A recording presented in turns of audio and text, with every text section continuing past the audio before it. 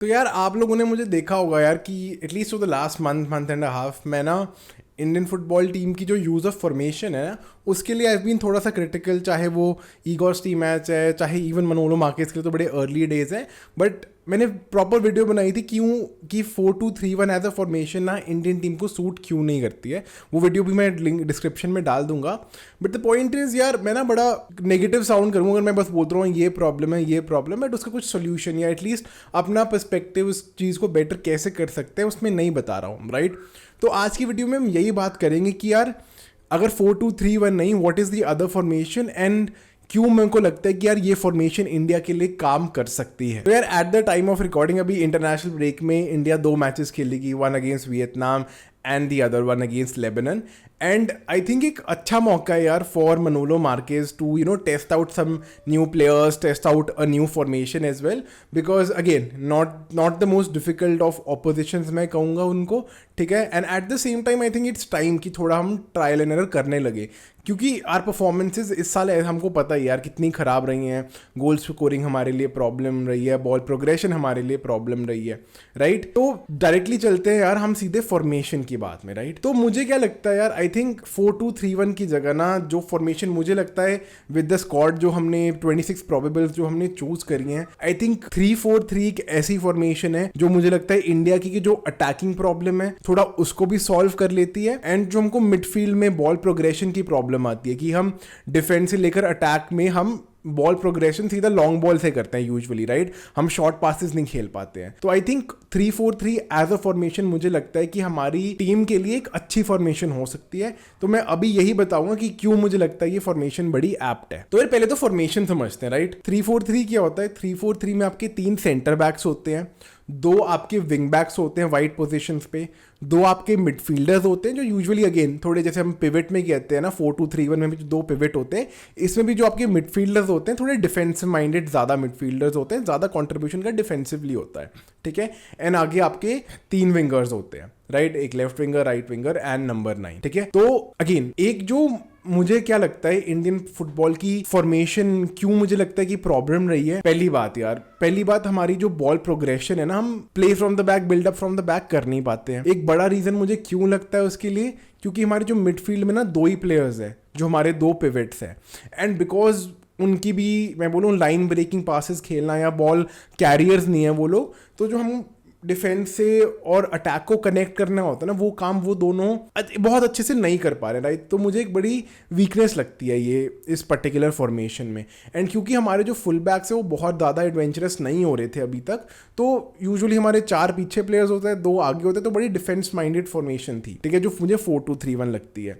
Now अगर हम India की करंट स्क्वाड देखिए ना, अगर मैं मुझे बताऊं कि मेरे अकॉर्डिंग क्या एक आइडियल लाइनअप हो सकता है जो इंडिया शुरू कर सकती है, अगर हम उस 3-4-3 फॉर्मेशन की बात करें। अगर हमारे 3 centre backs Rahul Bheke, Anwar Ali and Subhashish Bose I think बहुत परफेक्ट कॉम्बिनेशन है हमारे 3 सेंटर बैक्स के लिए।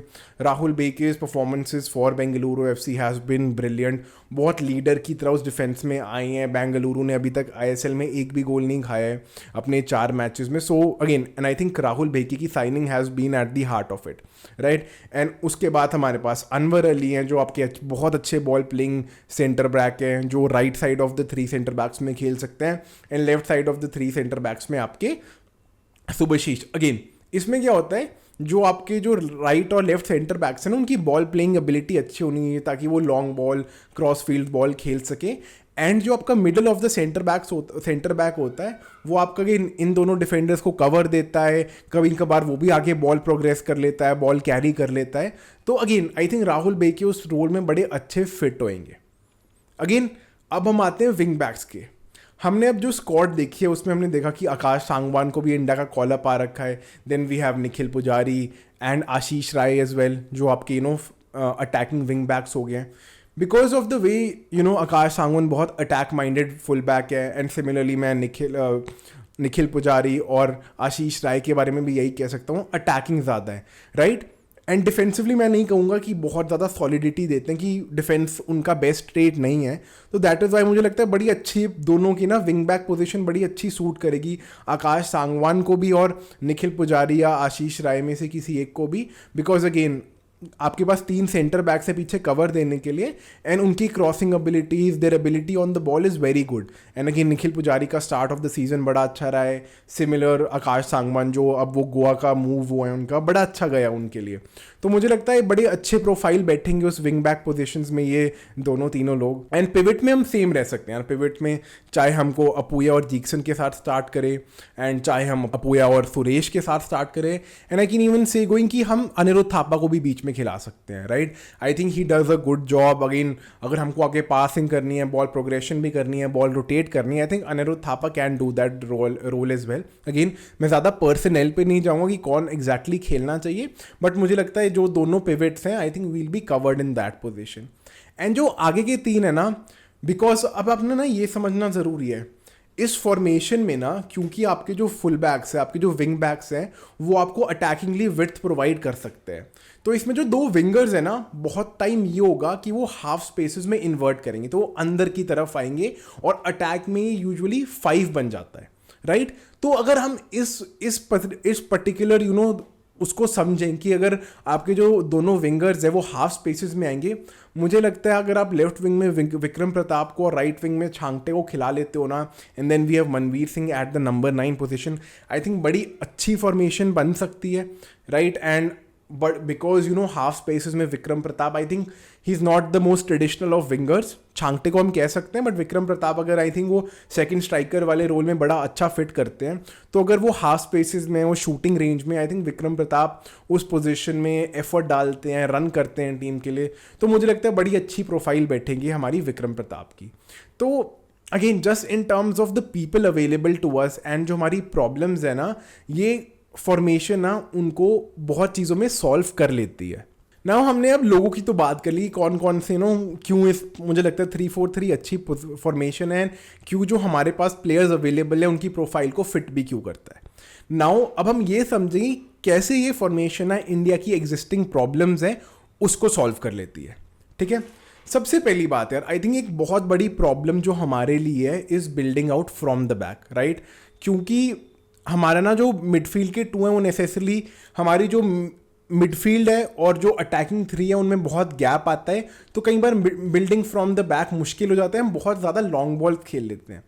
इसमें क्या होएगा यार, क्योंकि हमारे पास पहली बात 3 सेंटर बैक्स हैं पास खेलने के लिए, तो जो गोलकीपर होएगा वो गोलकीपर के पास ऑप्शंस पहली बात बढ़ जाते हैं, वो छोटे पास भी खेल सकते हैं, राइट। एंड वेरी अनलाइकली है कि जो ऑपोजिशन टीम है वो तीनों सेंटर बैक्स को मार्क करे, and in a case mark भी कर देती है, then there is a chance कि या तो आपका कोई विंग बैक या आगे आपका नंबर 9 खाली हो जाता है, which again gives an opportunity to play a slightly longer ball.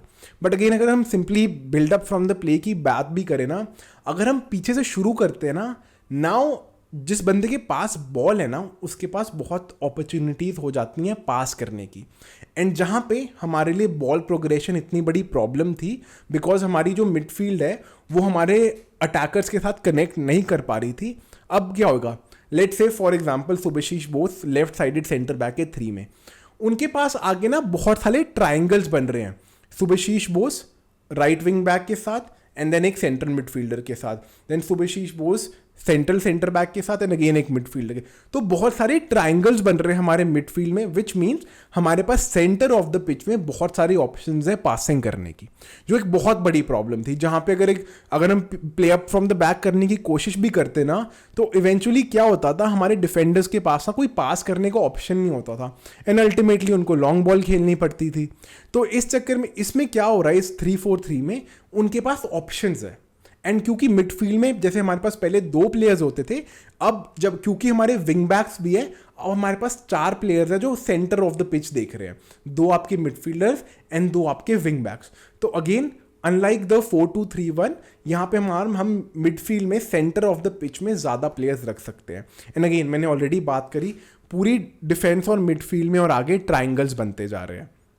तो एक बहुत बड़ा फीचर है 3-4-3 in general as a formation का, एंड क्योंकि India buildup from the back में और सेंटर में बॉल रोटेशन में बहुत स्ट्रगल कर रहा था, मुझे लगता है बिकॉज बहुत सारे लोग होंगे मिडफील्ड में, इंडिया की एक ये प्रॉब्लम सॉल्व कर रहा है। नाउ रही बात दूसरी जो बहुत बड़ी प्रॉब्लम थी, गोल स्कोरिंग, बिकॉज जब हम 4-2-3-1 में खेल रहे थे, मैंने पहली वीडियो में बात किया था, हमारे पास मोस्टली जो 6 से 7 प्लेयर्स डिफेंस माइंडेड प्लेयर्स है, राइट।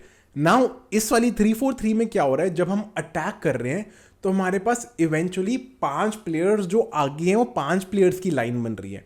आपके दोनों विंग बैक्स हैं वो अटैकिंग ऑप्शन की तरह यूज हो रहे हैं एंड वो आपकी विड्थ मेंटेन कर रहे हैं। उसके बाद जो दो आपके विंगर्स हैं वो हाफ स्पेसेस में आके 2 प्लेयर्स ऐड कर रहे हैं एंड जो आपका नंबर 9 है वो सेंटर में है। तो जो फुटबॉल पिच के 5 जोन्स है ना, 2 हाफ स्पेसेस, 1 सेंटर और 2 वाइड पोजीशंस, आपकी हर एक जोन में एक एक प्लेयर है आपका, राइट। एंड क्योंकि हम एज इंडियन टीम हम बहुत क्रॉसेस खेलते हैं और विंगर्स पे डिपेंड करते हैं।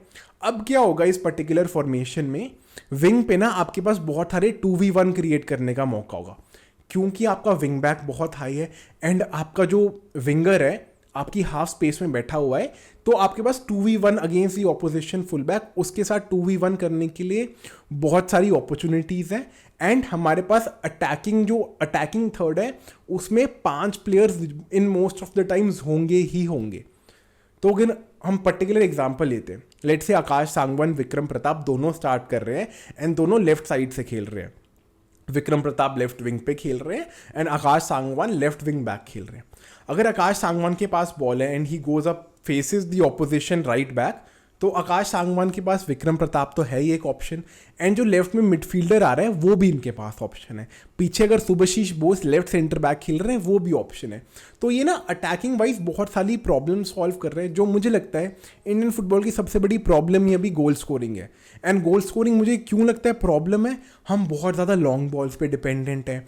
हम अगर बॉल आगे पहुंचती भी है, हमारे पास विंगर्स के बाद कई बार ऑप्शन नहीं होता है, बिकॉज हमारे फुल बैक्स अभी एटलीस्ट पुराने मैचेस में इतना ज़्यादा ओवरलैपिंग नहीं कर रहे थे, हम बहुत डिफेंस माइंडेड गेम खेल रहे हैं। तो मुझे लगता है अटैकिंगली आई थिंक जो 2 इंडिया की सबसे बड़ी प्रॉब्लम है, number 1 ball progression buildup from the back, उसमें आपको मिडफील्ड में बहुत ऑप्शन दे देता है, मिडफील्ड से वर्टिकल प्रोग्रेशन हो सकती है। And attacking wise in most of the scenario जब हमारे पास बॉल होगी तो फाइनल थर्ड में हमारे पास 5 प्लेयर्स होंगे ही होंगे, ठीक है। एंड ऐसा नहीं है कि ये इतनी ज़्यादा अटैकिंग फॉर्मेशन है तो हम डिफेंसिवली बहुत वल्नरेबल हो जाएंगे। पहली बात, हमारे पास हमेशा 3 सेंटर बैक्स रहेंगे ही रहेंगे, विच मीन्स कि डिफेंसिवली हम काउंटर्स पे इतना ज़्यादा अफेक्ट नहीं हो पाएंगे। येस, अगर ऑपोजिशन की बहुत पीसी विंगर्स हैं एंड हम अगर काउंटर में कॉट आउट हो जाते हैं तो अगेन ये एक थोड़ी सी हो सकता है प्रॉब्लम आए, बट ओवरऑल ये फॉर्मेशन डिफेंसिवली आपको स्टेबिलिटी देती है, राइट। एंड क्योंकि आपके जो 2 मिडफील्डर्स हैं, जो 2 प्लेयर्स हैं, वो अभी भी पिवट वाला काम कर रहे हैं, वो अभी भी जो डिफेंस माइंडेड प्लेयर्स हैं, तो अल्टीमेटली वो भी आपको मिडफील्ड पे कवर मिल रहा है। प्लस आपकी क्योंकि 2 सेंटर बैक्स वाइड खेल रहे हैं, वो आपकी डिफेंसिवली विड्थ को भी होल्ड करके रख रहे हैं और विड्थ में भी अपने जो डिफेंसिव है उसको शॉर्ट करके रख रहे हैं। प्लस बहुत रेयर होता है कि आज अगर हम ऑपोजिशन 4-3-3 से भी खेल रही है, हम डिफेंसिवली जब हम डिफेंड करेंगे तो ये जो 3 एट द बैक है फुल बैक्स मिला के 5 एट द बैक हो जाएगा। तो अगेन डिफेंसिवली ये फॉर्मेशन 5-2-3 बन जाती है या 5-4-1 बन जाती है इन मोस्ट केसेस। एंड जब अटैक करते हैं it then becomes a 3-4-3 formation. तो यही रीज़न है यार, मुझे लगता है कि इंडिया के लिए इतनी सूटेबल है because defensively I think we are sound यार, हमारे पास अच्छे प्लेयर्स हैं। Attacking is what we been struggling with and because of the player profile that we have, जो हमारे पास अटैकिंग प्लेयर्स हैं उनकी वजह से मुझे लगता है कि ये प्लेयर्स बहुत अच्छे सूट करेंगे इन पर्टिकुलर फॉर्मेशन में, right. Again I genuinely hope India in दोनों वियतनाम और लेबनान के मैच में बहुत अच्छा परफॉर्म करें। बट ये था यार मेरा थोड़ा सा एनालिसिस। एंड जैसे मैंने पहले बताया, मैंने एक वीडियो अलग से बना रखी है, why 4-2-3-1 is not the right formation for in the Indian football team. तो वो वीडियो भी ज़रूर चेक कर लेना, मैं डिस्क्रिप्शन में भी उस वीडियो का लिंक डाल दूंगा।